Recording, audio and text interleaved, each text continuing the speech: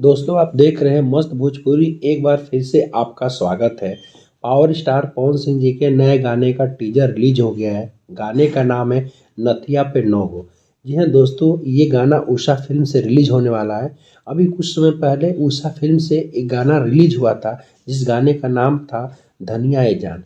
100 million plus का गाना बन चुका है दोस्तों। गाना बहुत बड़ा ब्लॉकबस्टर इस साल का मैं मानता हूँ कि सबसे ज़्यादा अगर किसी गाने पर रील बना है तो धनिया है जान पे रील बना है।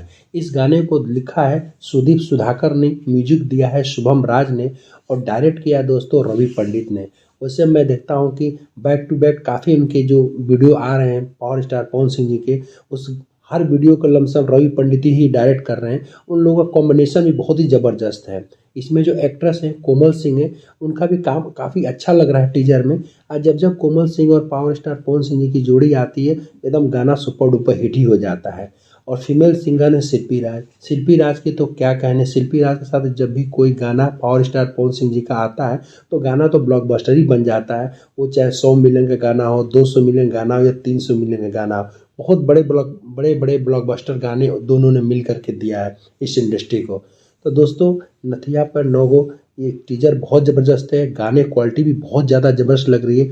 उम्मीद करता हूँ जब पूरा वीडियो आएगा तो एकदम ब्लॉकबस्टर होने वाला है। उषा फिल्म से दोस्तों बहुत जल्दी गाना रिलीज होने वाला है। वीडियो देखते रहिएगा, चैनल को सब्सक्राइब करते रहिएगा। Thank you.